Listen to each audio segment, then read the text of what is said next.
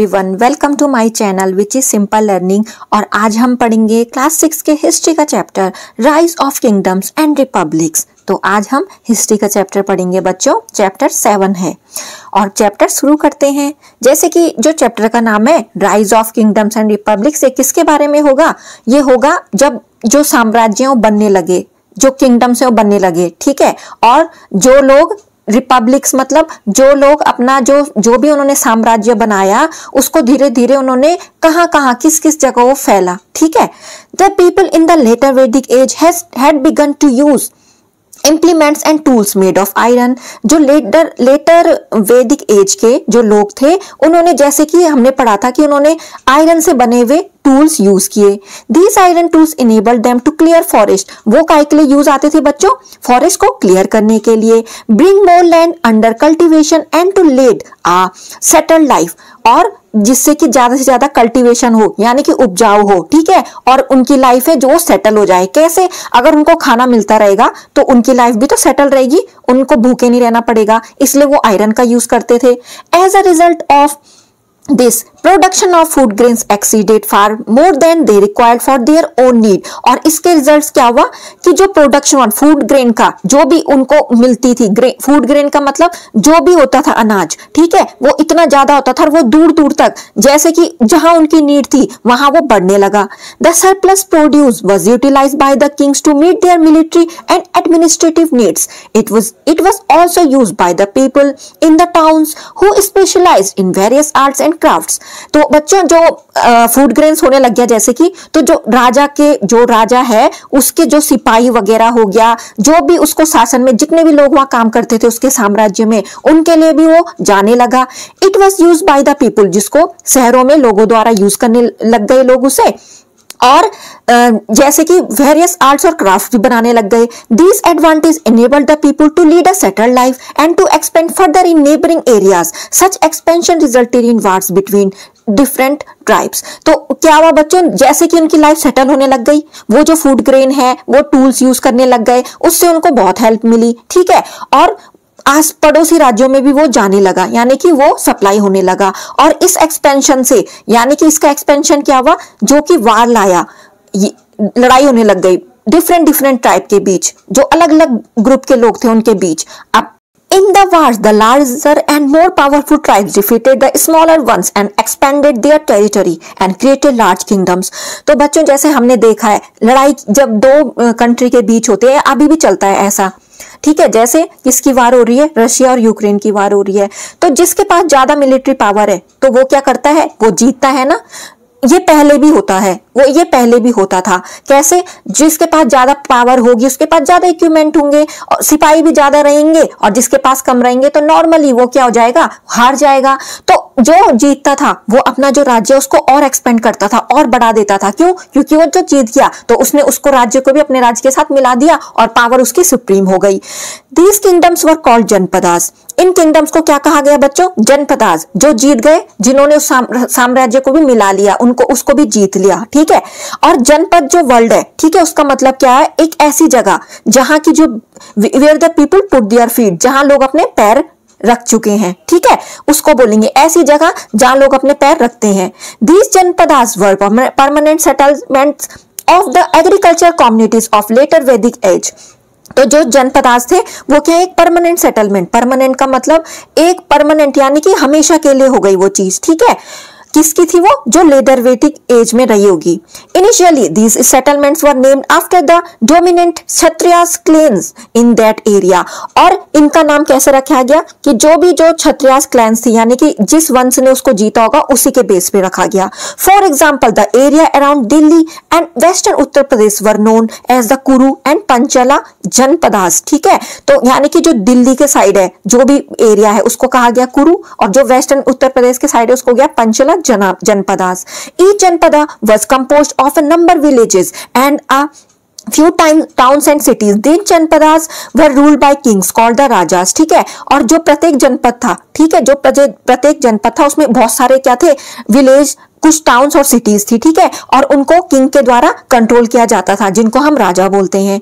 A number of settlements have been excavated in these janapadas by the archaeologist, और बहुत सारे settlement खोजे गए। जो आर्कोलॉजिस्ट है जो इसमें रिसर्च करते हैं, ठीक है, आर्किटेक्चर पे, उनको बोलेंगे आर्कोलॉजिस्ट। उन्होंने देखा होगा कि इस जनपदास में उनको क्या क्या मिला, उसके बेसिस पे। दीज इंक्लूड द पुराना किला इन दिल्ली, आप गए होंगे दिल्ली में जो पुराना किला है, ठीक है, अतरंजी खेड़ा जो कहाँ है, ईटा में है, हस्तिनापुर जो मेरठ में है, बोथ इन उत्तर प्रदेश, और उत्तर प्रदेश में भी। In these janapadas people lived in huts and grew, यानी कि जो अतरंजी खेड़ा है, ठीक है, और जो हस्तिनापुर है वो मेरठ के नजदीक है, तो ये दोनों कहाँ है वैसे, उत्तर प्रदेश में, ठीक है।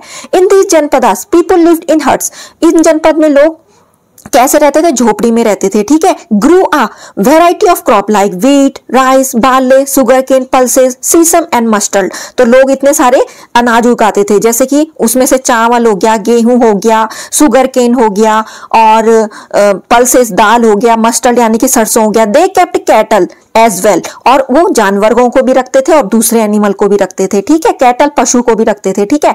दे मेड अर्थन पॉट्स, और वो क्या बनाते थे, अर्थन पॉट, मिट्टी के बर्तन बनाते थे, ठीक है, जिनको बनाए जो किस कलर के होते थे, ग्रे कलर के होते थे और कुछ रेड कलर के होते थे। One special type of pottery found at these sites is known as painted grey water, और जो पॉटरी वहां मिली है इन साइटों में उनको कहा गया है पेंटेड ग्रे वेयर, यानी कि उसको सॉल्ट फॉर्म है PGW। A grey coloured pottery having painted design, और ग्रे कलर की पॉटरी है, यानी कि ग्रे कलर के वो बर्तन है जिसमें क्या है, डिजाइन है, उनको पेंट किया गया है, ठीक है बच्चों। तो यहाँ पे से जो आयरन है उससे क्या बने, एग्रीकल्चर टूल्स, और उससे बने वेपन्स यानी कि हथियार, और जो हम कृषि में यानी कि खेतों में टूल यूज करते हैं, और उसमें हुआ इंक्रीज प्रोडक्शन, अगर उनका प्रोडक्शन बढ़ गया है तो उनकी जो क्या हो गया, उसका सरप्लस प्रोडक्शन होने लग गया, ठीक है। और वेपन्स का क्या हुआ, किंग्स लेने लग गए, सरप्लस प्रोडक्शन में भी किंग्स लेने लग गए, और वो उन लोगों से टैक्स लेने लग गए। और specialization of art and rise of town, ऐसे ऐसे आर्ट का भी विकास हुआ, वो भी स्पेशलाइज्ड हुई बनी, और टाउन्स का भी विकास हुआ, ठीक है। और इसके बाद उनका एक्सपेंशन किया किसने, किंग्स ने, और उससे बने जनपदास, और जनपदास के बाद बने महाजनपदास। तो जो आयरन है उसने सिविलाइजेशन को कैसे स्प्रेड कर दिया, ठीक है। तो यहाँ पे आपको जो ये दे रखा है ना, ये फिगर टाइप का बताया हुआ इसमें कि कौन सा राजा कौन से BC में, यानी कि बिफोर क्राइस्ट एरा है ना, ये पूरा बताया हुआ इस स्केलिंग के अकॉर्डिंग, ठीक है। तो आप इससे थोड़ा आइडिया लगाने के लिए कि यहाँ पे जो ये BC रहा होगा 323 BC, इसमें डेथ हो गई अलेक्जेंडर की, ठीक है, और जो जनपद रहा उसका कितने से कितने तक टाइम रहा, ठीक है। जैसे कि महाजनपदास का पीरियड कहाँ से हुआ है, 600 BC to 400, यानी कि यहाँ से लेकर यहाँ तक जनपद का पीरियड है, ठीक है, यानी कि उतना टाइम है। तो महाजनपदास के बारे में हमने जैसे कि पढ़ा कि उनका जो समय है वो कहां से कहां तक है, 600 BC to 400 BC, before Christ era बच्चों, ठीक है। और वहां से बहुत सारे महाजनपदास हुए। A number of janapadas join together to form bigger, एक छोटा सा जनपद है वो जब बहुत सारे उसके साथ मिल जाते हैं तो एक बड़ा फॉर्म करता है और बहुत पावरफुल किंगडम हो जाता है, जिसको बोलेंगे महाजनपदास, ठीक है। जनपदास से जो बनेगा वो होगा महाजनपदास। आई होप आपको समझ में आ गया होगा। According to the Buddhist, Jain and Vedic texts, there were 16 Mahajanpadas in the 6th century BC, और 6th century BC में जिसके अकॉर्डिंग बुद्धिस्ट, जैन और वैदिक टेक्स्ट के अकॉर्डिंग, जब हम इनके टेक्स्ट पढ़ेंगे उनके अकॉर्डिंग हमें ऐसा लगता है कि कितने जनपदास है, बट तो टोटल 16 है, ठीक है। मोनार्कीज एंड रिपब्लिक्स, इन सब mahajanapadas monarchical form of government was prevalent, while in others there was a republican form of government. कुछ जनपदास में जो मोनार्की है, मोनार्की बेस्ड है, वैसी गवर्नमेंट चलती है, और किसी में रिपब्लिकन फॉर्म ऑफ गवर्नमेंट चलती है। अब रिपब्लिक कैसी हुई, a republic is a form of government in which there is no hereditary king and the power is held by the representative, जो लोग चुनेंगे। रिपब्लिक का मतलब जैसे हमारा जो देश है वो भी तो रिपब्लिक कंट्री, कैसे, उसमें जो वंशज, यानी कि जैसे पहले ऐसा होता था कि जो राजा है उसी का बेटा राजा बनेगा और कोई नहीं बन सकता, ठीक है, उसकी जो संतान होती थी वही राजा बनेगा। पर जो रिपब्लिक फॉर्म ऑफ गवर्नमेंट होती है उसमें कोई भी ऐसा नहीं होता कि वो हेरिडिटी के हिसाब से नहीं चलती, वो ऐसा होता है कि उसमें जरूरी नहीं है कि उसी का लड़का राजा बनेगा, उसमें ऐसा होता है कि लोगों को जो अच्छा लगेगा लोग उसको वोट देंगे और वो ही जीतेगा। तो ये हुआ रिपब्लिक फॉर्म ऑफ गवर्नमेंट बच्चों। वो ऐसा नहीं होगा कि राजा अपनी मर्जी से अपने बेटे को बना देगा, नहीं, उसके लिए क्या होता है, जो लोग हैं वो वोट करेंगे और जिसको वो पसंद करते हैं वही बनेगा राजा। तो ये कैसी गवर्नमेंट थी, रिपब्लिक फॉर्म ऑफ गवर्नमेंट, जिसमें कि जो लोग हैं वो चुनेंगे उसको। The Licchavis and the Sakyas were among the important republics, और रिपब्लिक्स कौन हुए, लिच्छवीज एंड साक्यास, ठीक है। The monarchies on the other hand were ruled by king, और जो मोनार्कीज है उसको कौन रूल करता था? राजा। Kingship was the, I hope आपको डिफरेंस समझ में आ गया होगा, republic form of government and monarchy based system, ठीक है। Kingship was hereditary and usually the ruler appointed his successor during his life time, और किंगशिप यानी कि जो राजा था, जैसे कि उसने अपने लड़के को चूज कर दिया है, तो जो उसने उसका सक्सेसर यानी कि मेरे बाद जो राजा बनेगा वो हमेशा के लिए रहता था, ठीक है। जब ये कैसा सिस्टम था? मोनार्की बेस्ड सिस्टम में। Most of the mahajanapadas had a capital city, many of which were fortified, और बहुत सारे महाजनपद क्या थी? कैपिटल सिटी थी, वो किसी राज्य की कैपिटल रही होंगी, और जिसमें कि बहुत सारे क्या थे? फोर्टिफाइड थे, ठीक है। This means that huge walls of wood, brick और stone were built around them. इसका मतलब ये हुआ कि बहुत बड़ी बड़ी दीवार किसकी? लकड़ी की और स्टोन की और ईंट की, ये उनके आसपास होती थी, ठीक है। फोर्टिफाइड का मतलब एक ऊंचा किला बना देना। Forts were build by the rulers to, और फोर्ट बनाते थे कौन? जो रूलर है यानी कि राजा। Protect themselves from attacks by other kings, वो इसलिए बनाते थे बच्चों, इतने ऊंची ऊंची दीवारें भी बना देते थे वो अपने को किसी अटैक से, यानी कि हम पे कभी आक्रमण होगा, कोई दूसरा किंग जब हम पे आक्रमण ना कर सके, अपने को बचाने के लिए। So their power and wealth, अपनी पावर को शो करने के लिए, और अपनी जो वेल्थ है यानी कि जो भी मेरे पास पैसे हैं, जितना भी मेरे पास मेरी धन है, वो क्या है? बचे रहे। Control the land and the people living inside the fortified area, land को कंट्रोल करना और जो पीपुल रह रहे हैं उस फोर्टिफाइड एरिया में वो भी बचे रहे, ठीक है।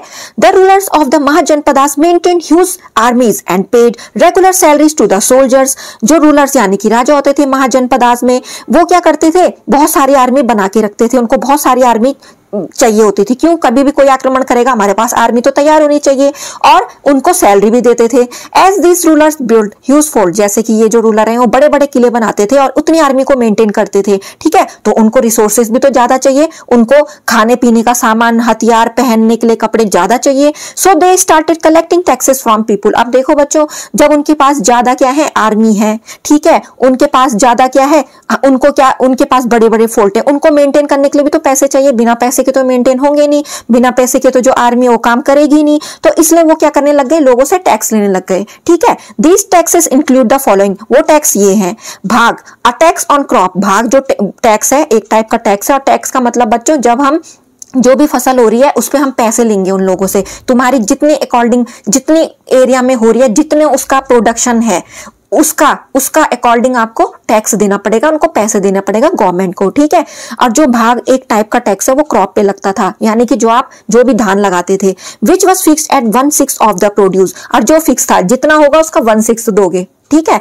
यानी कि जितना भी आपका क्रॉप होगा उसका 1/6, यानी कि उसको 6 से डिवाइड करके जितना आया तो उसके अकॉर्डिंग आप टैक्स दोगे, यानी कि उनको पैसे दोगे या अपनी क्रॉप दोगे, ये भी हो सकता है, किसी के पास पैसे नहीं होंगे, क्रॉप ही तो देगा।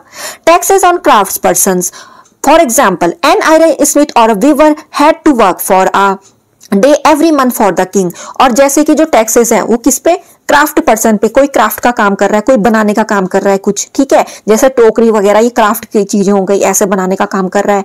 और आयरन स्मिथ है, जो लोहार है, ठीक है, वो पूरे दिन भर, हर महीने पूरे दिन काम करेगा, किसके लिए? राजा के लिए। Taxes to be paid by herders in the form of animals and animal produce, और जो चरवाहे थे, यानी कि जो भी जानवर, यानी कि जैसे कोई भेड़ को, बकरी को चराएगा, तो वो भी क्या देगा? उसके बदले अपने एनिमल जो भी हैं, जो भी वो उन एनिमल से उसे मिलेगा, या तो वो देगा, जैसे कि बाय द वे अगर उसने पशु रखे हैं तो वो दूध देंगे तो वो उसको देगा, ठीक है। Taxes on goods bought and sold through trade, और जो टैक्सेस हैं वो जो गुड्स लेंगे, ठीक है, और ट्रेड के दौरान उसको बेचेंगे तो टैक्स उस पर भी होगा। क्यों? जैसे कि मेरे घर में कुछ दाल हो रही है, मैं उसको बेचूंगी तो उसमें भी वो जो टैक्स लेंगे वो मुझसे, ठीक है, उसको अगर मैं कहीं और भी पहुंचाना चाहूंगी तो उस पर भी टैक्स लगेगा, तो ये था टैक्स।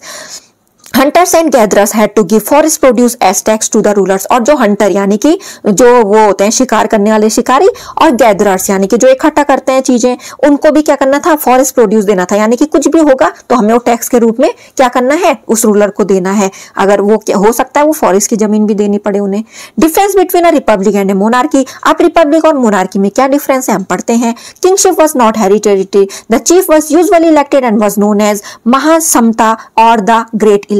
तो जो किंगशिप, जो रिपब्लिक फॉर्म ऑफ गवर्नमेंट है, जैसे कि मैंने बताई दो टाइप की गवर्नमेंट, एक मोनार्की और एक रिपब्लिक बेस्ड। रिपब्लिक में हम अपना जो भी हमको राजा चुनना होगा हम अपनी मर्जी से चुनेंगे, जो लोग हैं वो अपनी मर्जी से चुनेंगे, ठीक है। और मोनार्की में हेरिडिटी वाला था, हेरिडिटरी वाला सिस्टम था, यानी कि जैसे कोई राजा है तो उसका जो लड़का है वो बनेगा। Every tribal chief claim revenue from the peasants, और जो भी ट्राइबल चीफ है वो क्या करेगा, रेवेन्यू, जो पीजेंट्स है यानी कि जो भी किसान वगैरह ये लोग हैं इनसे रेवेन्यू लेगा। The king was the sole recipient of revenue from the peasant, और यहाँ पे जो राजा है वो लेगा रेवेन्यू पीजेंट से। और यहाँ पे एवरी ट्राइबल चीफ यानी कि जो भी जीता तो वो जो ट्राइबल का मतलब उन समूह का जो हेड होगा वो लेगा, और यहाँ पे कौन लेगा, राजा। Each chief has had his own little army, और हर चीफ की अपनी एक आर्मी होगी। चीफ तो बहुत सारे बनेंगे और उनकी अपनी एक आर्मी होगी। अंडर ही सेनापति, किसके अंडर में, एक सेनापति होगा उसके अंडर में। In case of a confederacy they join together with their respective armies to fight against the army, और अगर उन्हें कोई कई जगह लड़ाई करना हो, युद्ध करना, वॉर करनी हो, तो वो क्या करेंगे, सब इकट्ठे हो जाएंगे और एक आर्मी बनाएंगे और उस आर्मी के अगेंस्ट फाइट कर सकते हैं। यहाँ पे क्या था मोनार्की सिस्टम में, a king maintains his own regular standing army, यहाँ पे जो किंग है वो ही देखेगा अपनी आर्मी, और यहाँ पे जो इतने सारे चीफ है इकट्ठा हो जाएंगे बच्चों, और जब ये इकट्ठा हो जाएंगे तो ये एक बड़ी आर्मी बनाएंगे और उस आर्मी के अगेंस्ट फाइट करेंगे। क्यों, क्योंकि यहाँ पे ट्राइबल चीफ अलग अलग होंगे, एक ही नहीं होगा, बल्कि जो मोनार्की सिस्टम है उसमें एक जो किंग होगा वही होगा हेड, ठीक है। The government function through assemblies, और जो गवर्नमेंट है वो क्या करेगी, असेंबली करेगी। असेंबली यानी कि जहां पे सब लोगों की सहमति होगी, ठीक है, वहां पे।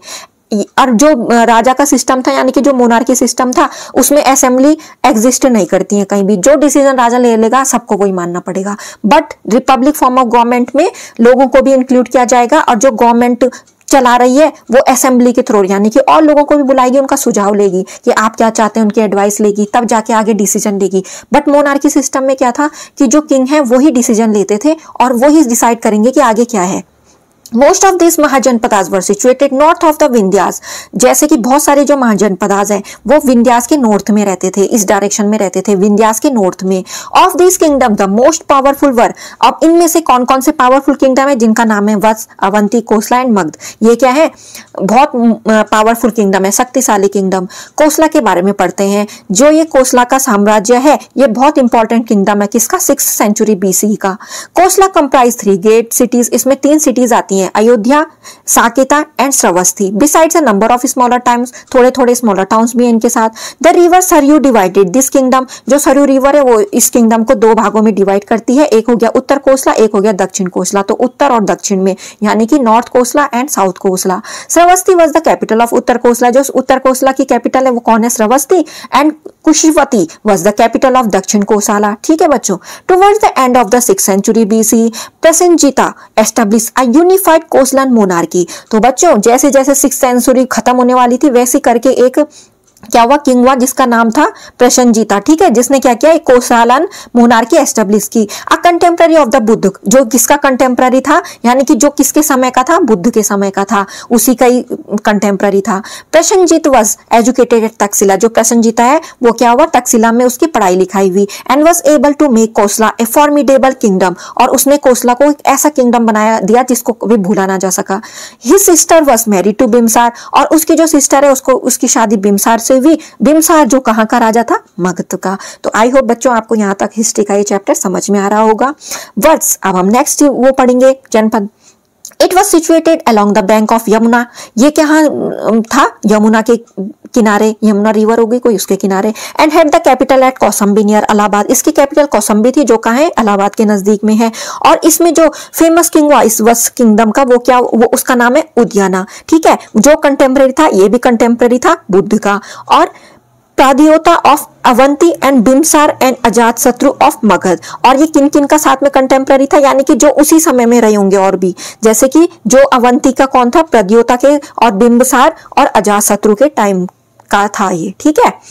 तो हमने ये पढ़ा कि वत्स वाला किंगडम में क्या कौन राजा था। Avanti was one of the most powerful mahajanapada in the 6th century BC, Avanti भी मोस्ट पावरफुल जनपद है का 6th सेंचुरी BC का। इट रफली correspond to the Ujjain region, ये करस्पॉन्ड करता है उज्जैन रीजन को, together with the part of Narmada valley, जो किसके साथ जोड़ा जाता है, नर्मदा वैली के साथ। जनपद was divided into 2 parts by the Vindhyas, और विंध्यास लोगों ने जनपद को 2 पार्ट में डिवाइड किया था। नॉर्दर्न पार्ट में सिप्रा जो उसकी कैपिटल है किसकी, उज्जैन में, ठीक है। Northern part drain by Sipra, जो नॉर्दर्न पार्ट है उसको कहां से ड्रेन निकलता है, सिप्रा से, ठीक है, और उसकी जो कैपिटल है वो उज्जैन है। और जो साउदर्न पार्ट है उसका सेंटर कहाँ है, Mahishmati. In the 6th century BC a powerful king name Pradyota was ruling over Avanti. और 6th century BC में एक किंग जिसका नाम है प्रद्योता, उसने अवंती में क्या किया, शासन करने लग गया। He made himself powerful by marrying Vasavadatta daughter of Udayana, और उसने अपने को और पावरफुल कैसे बना दिया, वसवदता से शादी करके, जो उद्याना की डॉटर थी।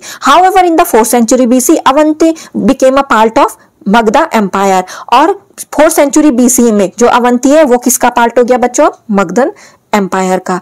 राइज ऑफ मगध, अब मगध का राइज कैसे हुआ, तो बच्चों आपको ये जो यहाँ पे मैप में बता रखा है ना इसके अकॉर्डिंग, तो ये महाजनपद है, इसके अलग अलग एरियाज, ठीक है, कोसाला, काशी, अयोध्या, वत्स, ठीक है। तो इसके अकॉर्डिंग आपको ये ध्यान रखना है, इस मैप में समझा रखा है, ठीक है। Mahajanapadas were at war with one another for their struggle for supremacy. और जो महाजनपदास है वो लड़ाई पे रहते थे, एक दूसरे से लड़ाई रहती थी उनकी, क्यों, क्योंकि उनका स्ट्रगल रहता था कि तू हम में से कौन ज्यादा बड़ा है। Magadh emerge as the most powerful janapad, mahajanapad जो मगध है उसने कैसे कर दिया, एक पावरफुल महाजनपद बना दिया खुद को। This was because of the following reason, अब वो कैसे बना, हम ये रीजन पढ़ते हैं, इनका कारण पढ़ते हैं।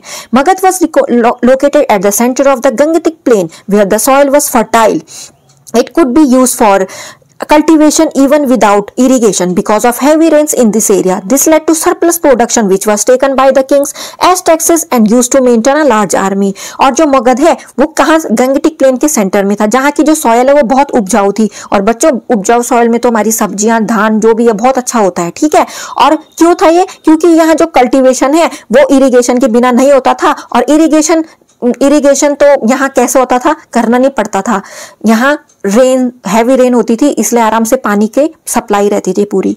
This led to surplus production, जो कि क्या करता था, बहुत ज्यादा उपजाऊ जाता था। और यहाँ जो किंग है वो टैक्स लेता था, क्योंकि यहाँ बहुत सारी चीजें हो जाती हैं, इसलिए जो किंग है वो टैक्स लेता था और अपनी आर्मी को ऐसे मेंटेन करता था। The forest located in the eastern part of Magadh provided elephant and timber, जो फॉरेस्ट है कहाँ, मगध के ईस्टर्न पार्ट में, वो वहां क्या थे, एलिफेंट और टिम्बर होता था। Elephant could be use in marching over marshy areas, और जो एलिफेंट है वो दलदल वाले इलाकों में क्या है, चल सकते हैं। And storming fortresses, timber could be utilise in constructing palaces and large building, और जो टिम्बर जो लकड़ी है वो बड़े बड़े महलों को बनाने के काम और बिल्डिंग के काम आती थी। तो ऐसे यहाँ के फॉरेस्ट जो ईस्टर्न पार्ट में थे मगधा के, वो ये प्रोवाइड करते थे, क्या देते थे, वो एलिफेंट और timber. Magadh had this deposit of iron which could be use to make better weapons and agriculture tools. तो हमने पढ़ा था जैसे बच्चों आयरन से वेपन्स और टूल बने, तो मगध में ये बहुत ज्यादा होता था आयरन, ठीक है। तो ये किसके काम आता था, हथियार बनाने के काम, और जो भी हम अपने खेतों में टूल्स यूज करते हैं उनको बनाने के काम। Magadh was ruled by very powerful and ambitious rulers like Bimbisara, और जो मगध है उसको किसने रूल किया, बिम्बिसार ने किया, अजातशत्रु ने किया, महापद्मनंद ने किया। These rulers made all effort to enlarge their kingdoms, और इन जो भी ये किंग है इन्होंने अपना पूरा एफर्ट लगा दिया, पूरी ताकत लगा दी अपने किंगडम को, अपने साम्राज्य को बढ़ाने के लिए। The two Capitals of Magadh were situated at very strategic points. It's old capital राजगिरा was surrounded by a group of 5 hills and its new capital Patliputra was situated at the confluence of Ganga, Gandak and Son rivers। तो बच्चों जो capital की मगध की 2 capital थी वो कहाँ situated थी, एक स्ट्रेटेजिक पॉइंट में। कैसे स्ट्रेटेजिक पॉइंट, जो उसकी ओल्ड कैपिटल थी वो राजगिरा में, ठीक है, वो सराउंडेड था, जो राजगिरा है वो सराउंडेड था 5 हिल से, 5 पहाड़ियों से। और उसकी जो न्यू कैपिटल है वो कहाँ बनाई गई, पाटलिपुत्र। जो पाटलिपुत्र है वो सिचुएटेड थी गंगा, गंडक एंड सोन रिवर्स पे, ठीक है, जहां उनका संगम होता है, मिलती होंगी वो। These hills and rivers acted as natural barriers against foreign invasion, और ये जो हिल थी ये इसको बचाती थी कि कोई भी जो बाहर से आक्रमणकारी ना आए यहाँ आक्रमण करने के लिए, यहाँ लड़ाई करने के लिए। और जो रिवर थी ये नेचुरल बैरियर्स थे। नेचुरल बैरियर्स का मतलब होता है उन्होंने उनके जो रास्ते में क्या कर देना, ब्लॉक कर देने रास्ते। तो अगर जो नदी होगी, तो बच्चों उस जमाने में तो हमारे पास जहाज वगैरह होते नहीं थे, हमारे पास ये शिप वगैरह होते नहीं थे, तो उस टाइम कैसे आना होता है। तो इसलिए ये जो प्लेस है, यानी कि ये जो कैपिटल थी पाटलिपुत्र, ये ऐसे सेफ थी क्योंकि जो पहाड़ियां थी वो इसको बचाने का काम करती थी। लोग इतना ऊंचा पहाड़ी तो नहीं चढ़ सकते, ठीक है, उस जमाने में।